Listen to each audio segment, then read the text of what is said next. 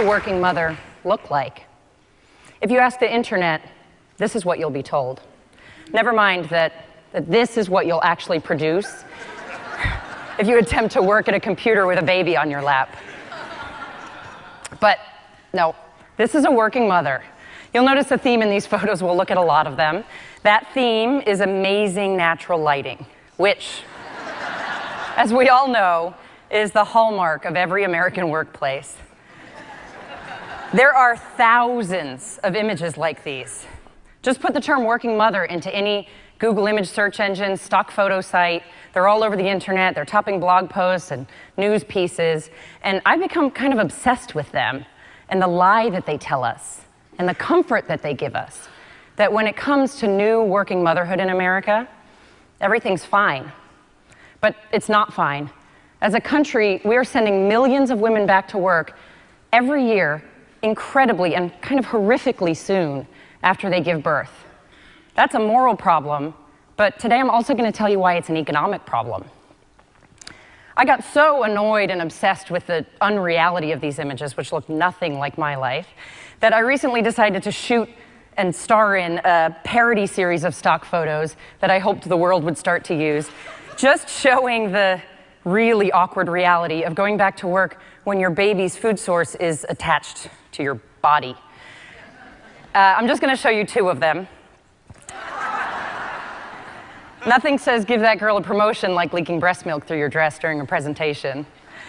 You'll notice that there's no baby in this photo because that's not how this works. Not for most working mothers. Did you know, and this will ruin your day, that every time a toilet is flushed, its contents are aerosolized and they'll stay airborne for hours? And yet, for many new working mothers, this is the only place during the day that they can find to make food for their newborn babies. I put these things, a whole dozen of them, into the world. I wanted to make a point. What I didn't know what I was also doing was opening a door. Because now, total strangers from all walks of life write to me all the time just to tell me what it's like for them to go back to work within days or weeks of having a baby. I'm going to share 10 of their stories with you today. They are totally real. Some of them are very raw, and not one of them looks anything like this. Here's the first. I was an active duty service member at a federal prison. I returned to work after the maximum allowed 8 weeks for my C-section. A male coworker was annoyed that I had been out on vacation, so he intentionally opened the door on me while I was pumping breast milk and stood in the doorway with inmates in the hallway. Most of the stories that these women, total strangers, send to me now are not actually even about breastfeeding. A woman wrote to me to say, I gave birth to twins and went back to work after 7 unpaid weeks. Emotionally, I was a wreck. Physically, I had a severe hemorrhage during labor and major tearing, so I could barely get up, sit, or walk. My employer told me I wasn't allowed to use my available vacation days because it was budget season. I've come to believe that we can't look situations like these in the eye because then we'd be horrified. And if we get horrified, then we have to do something about it. So we choose to look at and believe this image. I don't really know what's going on in this picture because I find it weird and slightly creepy, but, like, what is she doing? But I know what it tells us. It tells us that everything's fine. This working mother, all working mothers, and all of their babies are fine. There's nothing to see here. And anyway, women have made a choice, so none of it's even our problem. I want to break this choice thing down into 2 parts. The first choice says that women have chosen to work, so that's not true. Today in America, women make up 47% of the workforce. And in 40% of American households, a woman is the sole or primary breadwinner. Our paid work is a huge part of the engine of this economy, and it is essential for the engines of our families. On a national level, our paid work is not optional. Choice number 2 says that women are choosing to have babies, so women alone should bear the consequences of those choices. You know, that's one of those things that when you hear it in passing can sound correct. I mean, I didn't make you have a baby. I certainly wasn't there when that happened. But that stance ignores a fundamental truth, which is that our procreation on a national scale is not optional. The babies that women, many of them working women, are having today will one day fill our workforce, protect our shores, make up our tax base. Our procreation on a national scale is not optional. These aren't choices. We need women to work. We need working women to have babies. So we should make doing those things at the same time at least palatable, right? Okay, this is pop quiz time.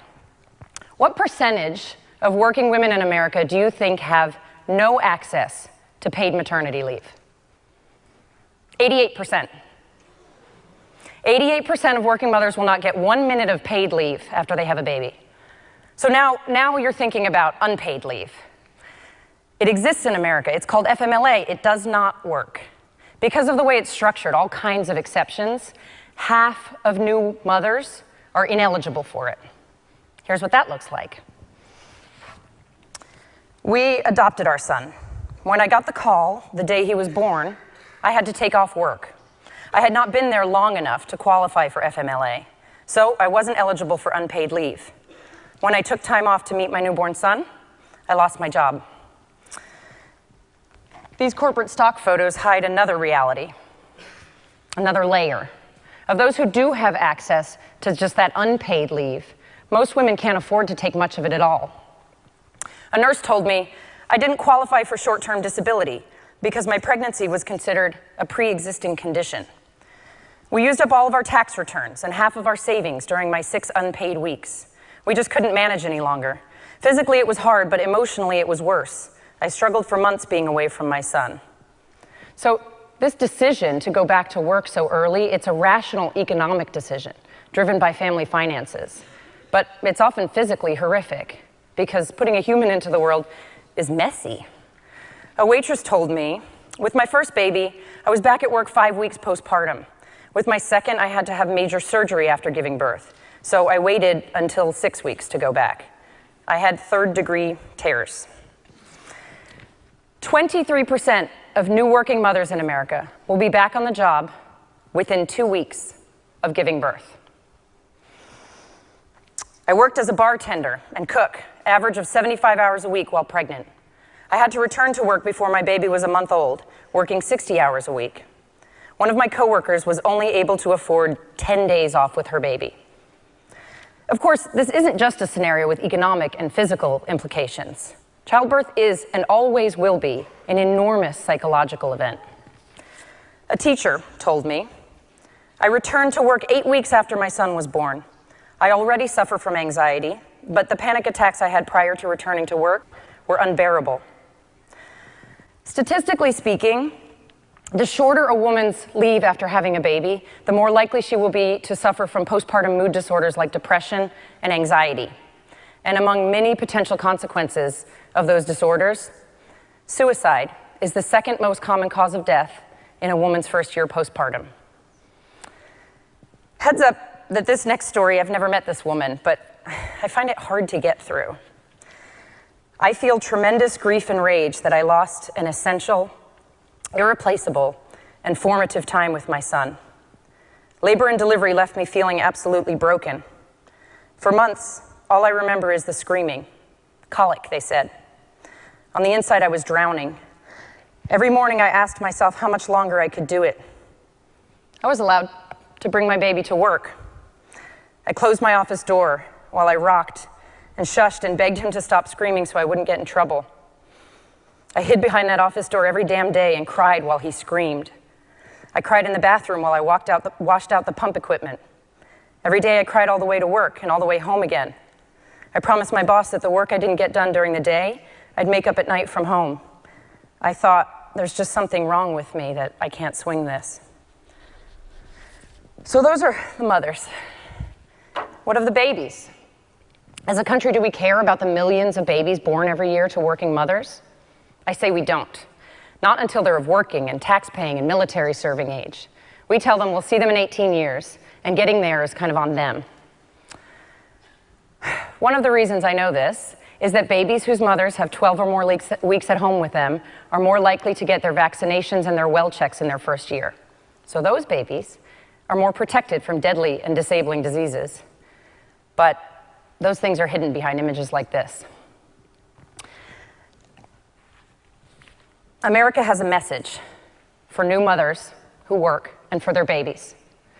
Whatever time you get together, you should be grateful for it. And you're an inconvenience to the economy and to your employers. That narrative of gratitude runs through a lot of the stories I hear. A woman told me, "I went back at 8 weeks after my C-section because my husband was out of work. Without me, my daughter had failure to thrive. She wouldn't take a bottle. She started losing weight. Thankfully, my manager was very understanding. He let my mom bring my baby, who was on oxygen and a monitor, 4 times a shift so I could nurse her." There's a little club of countries in the world that offer no national paid leave to new mothers. Do you care to guess who they are? The first 8 make up 8 million in total population.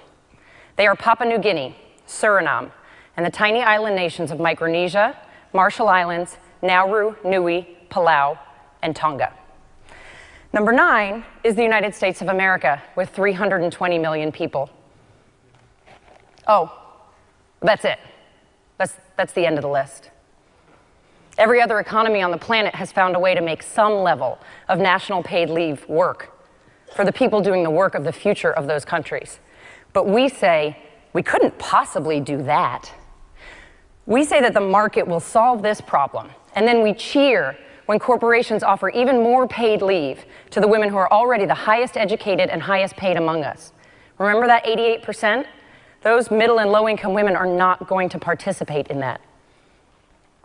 We know that there are staggering economic, financial, physical, and emotional costs to this approach.